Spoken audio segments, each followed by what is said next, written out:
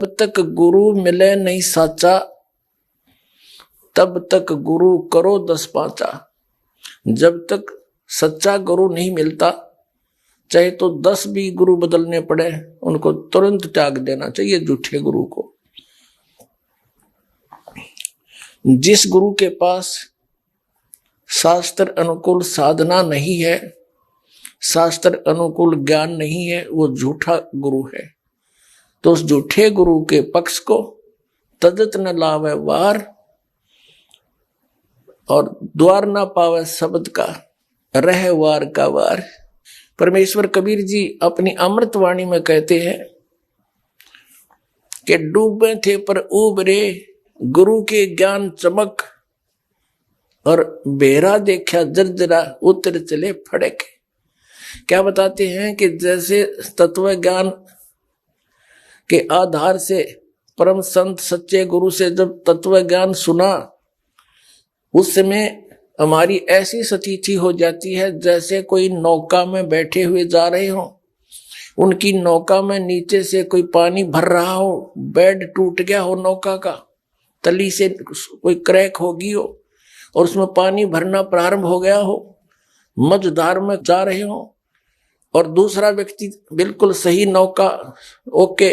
नौका लेकर साथ जा रहा हो, और दूसरों को ये कहे कि भी तुम्हारी ये नौका डूबेगी, इसमें पानी भरना शुरू हो चुका है और इसमें आ जाओ शीघ्र, तो क्या वो मूर्ख है उसमें बैठे रहेंगे? हाँ, कोई शराबी हो, भांग पी रखी हो, ना समझ पाओ तो डूबेगा फिर।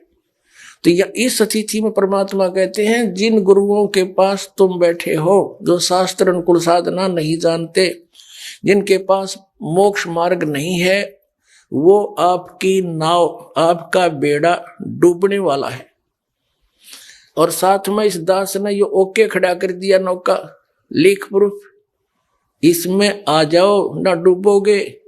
तो कबीर साहब कहते हैं, डूबे थे पर उबरे, गुरु की लहर चमक, और बेरा देखा जर्जरा, नौका देखी टूटी हुई, उतर चले फड़के। जब दोनों की तुलना कर ली कि इसमें पानी भर रहा है, पानी भरा है तो डूबेगा और ये ठीक है, तो कहते फिर विचार करने की आवश्यकता नहीं, फड़क एकदम जंप कर गए और उसमें आखिर जान बची। तो परमात्मा कहते हैं झूठे गुरु के पक्ष को, और तजत ना लावे वार, द्वार ना पावे शब्द का, और भटके वार ही वार। जब लग गुरु मिले नहीं साचा, तब लग गुरु करो 10 पांचा। आदरणीय गरीबदास साहिब जी को परम पूज्य परमेश्वर कबीर जी जैसे धर्मदास साहिब जी को सतलोक लेकर गए थे, ऐसे ही उनको भी लेकर गए थे और वहां पे छोड़ा था। अपने तत्व ज्ञान से परिचित करके उनके अंदर वो फीड कर दिया कंप्लीट स्पिरिचुअल नॉलेज, संपूर्ण अध्यात्म ज्ञान, और आंखों दिखा के ऐसे वापस छोड़ा। तब परमेश्वर द्वारा प्राप्त उस ज्ञान के आधार से आदरणीय गरीबदास साहिब जी, गांव छुड़ानी, जिला झज्जर, हरियाणा वाले ने कहा है कि झूठे गुरु के लीतर लावे और गरते काट घसीटे, या के पीटे पाप नहीं है, इसने निश्चय पीटे। ये गुरुआ गांव बिगाड़े संतो, गुरुआ गांव बिगाड़े, ऐसे कर्म जीव कला दिए, ईव जड़े नहीं जाड़े। एक अनमोल मनुष्य जीवन के नाशक व्यक्ति, और वो गुरु पद पर बैठे हैं, इतने अनमोल जीवन का नाश कर रहे हैं।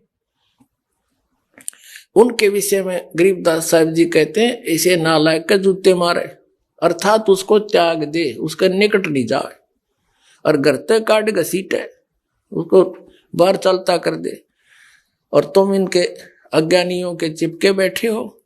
आगे बताते हैं, जैसे आप जी ने दिल्ली से और सतलोक आश्रम बरवाला, जिला हिसार, हरियाणा में आना था, और आप चले गए दिल्ली से मथुरा 100 किलोमीटर और विपरीत। वहां जाने के बाद आप जी को पता चला,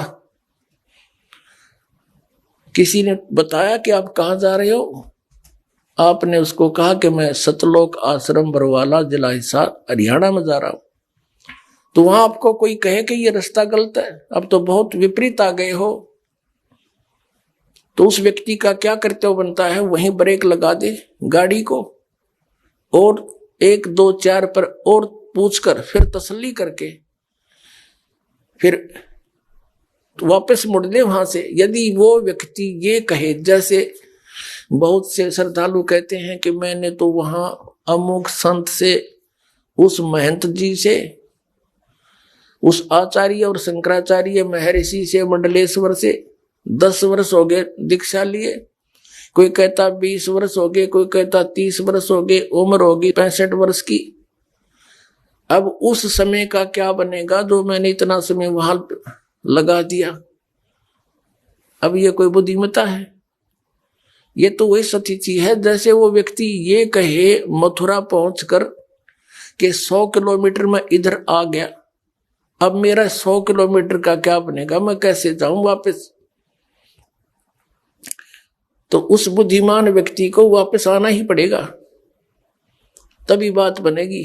तो इसी प्रकार जिनका जो समय बीत गया वो तो गया भाड़ में, उसका कोई यूज नहीं। और यहां नहीं आओगे तो शेष भी जाएगा, कति बात बिगड़ जाएगी, वापस आना ही पड़ेगा। और फिर उसके लिए चिंतित ना हो।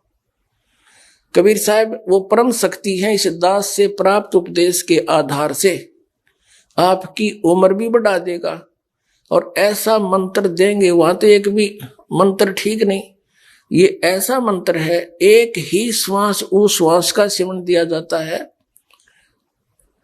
उसकी इतनी कीमत है, कहते 14 लोग पालड़े रंग हो